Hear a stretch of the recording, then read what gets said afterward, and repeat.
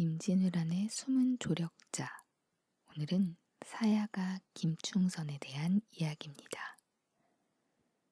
일본 전국을 통일한 도요토미 히데요시는 동아시아의 맹주가 되기 위해 명분 없는 조선 침략을 명합니다.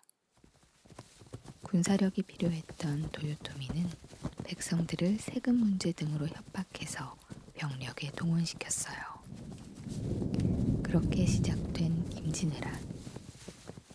1592년 4월 14일 왜군 장수 가토 기요마사의 군대가 부산에 상륙합니다. 조총이라는 신무기와 함께 말이에요. 조총이 있는 군대와 없는 군대의 수준 차이는 컸습니다. 부산지는 금세 일본군에게 함락되고 맙니다. 부산진 함락 후 가토 기요마사 휘하의 우선봉장 사야가라는 일본군 장수가 호련히 자취를 감춰버렸습니다. 수백 명의 부하들과 함께 말이지요. 얼마 후 이번엔 조선군도 조총을 들고 나타났어요. 왜군은 당황했습니다. 갑자기 조선군에게 조총이 어떻게 생겼지 하면서요. 그렇게 신무기를 장착한 조선군의 사기는 하늘을 찔렀고 빼앗겼던 18개 지역의 성을 탈환했어요. 조선군의 중심에는 전 일본군 선봉장 21살의 사야가가 있었습니다. 사야가의 글이 실린 오화 당문집에는 이런 구절이 나옵니다. 물어보신 조총과 화포, 화약 만드는 법은 지난번 조정에서 내린 공문에 따라 벌써 각 진에서 가르치는 중입니다. 이순신 장군의 난중일기에도 임진왜란이 시작된 이듬해 조선군이 왜군의 조총을 모방해 제조하는 데 성공했다는 기록이 나옵니다. 이렇게 사야가처럼 조선에 투항한 왜인, 항외 덕에 조선의 군사들은 불과 1년이 지나지 않아 일본군과 대등한 전투가 가능해지게 됩니다. 사야가는 자신이 평소 동경했던 조선에 대해 명분 없는 침략을 한 것에 불만을 품고 부산에 상륙할 때부터 부하들에게 약탈을 금지하는 군령을 내리고 조선 백성에게는 침략할 뜻이 없음을 알리는 효유서를 돌렸어요. 또 왜군 500명을 데리고 당시 경상도 병마절도사 박진에게 이 나라의 예의 문물과 의관 풍속을 아름답게 여겨 예의의 나라에서 성원의 백성이 되고자 할 따름입니다. 라는 편지를 보내 귀화 의사를 밝힌 후 조선으로 귀화합니다. 조선의 장수가 된 거죠. 사야가는 왜군의 동향을 잘 알고 있었어요. 경상도 의병들과 힘을 합쳐 경주의 이견대 전투에서 승리했고 울산성 전투에서는 과거 자신의 상사 가토 기요마사가 이끄는 군대를 섬멸했습니다. 1597년 정유재란에서는 의령 전투에 참가해서 공을 세우기도 했습니다. 바다에선 이순신, 육지에선 사야가가 연일 승리를 거두자 조선군의 사기는 날로 높아져 갔어요. 1598년 전쟁이 끝난 후 선조는 사야가의 공을 인정해 김충선이란 이름을 지어줍니다. 바다를 건너온 모래를 걸러 금을 얻었다는 의미로 김씨성을 주었고 바다를 건너왔다 하여 본관은 김해로 했어요. 충선이란 이름은 충성스럽고 착하다는 뜻이라고 해요. 조선의 이름까지 받은 김충선은 진주 목사 장춘점의 딸과 결혼해서 오늘날의 대구 달성군 가창면 우롱리에 해당하는 녹촌에 정착해요.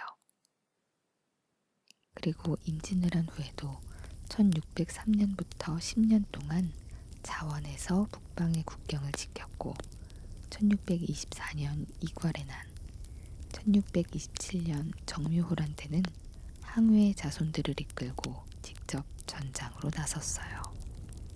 병자호란 때는 후금의 군대에 맞서 적군 500명을 사살하기도 했지만 인조가 삼전도에서 후금에 굴욕적으로 항복했다는 소식을 접한 후에는 대성통곡하며 다시 녹촌으로 돌아갔다고 해요.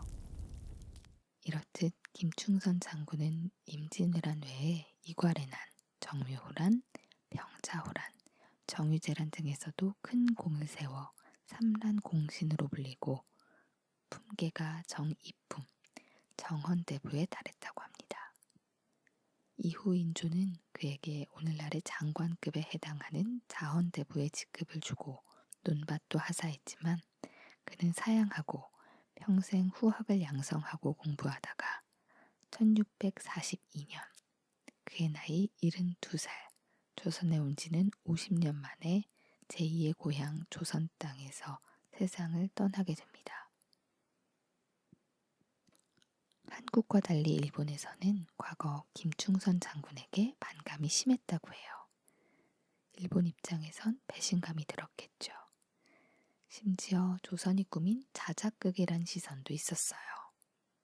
하지만 차츰 분위기는 바뀌었고 마침내 1998년 김충선 장군 이야기는 한일 두 나라 교과서에 모두 실리게 됩니다. 그런데 조선에 귀화하기 전 일본인 사야가는 어떤 인물인가에 대해서는 확실치 않습니다.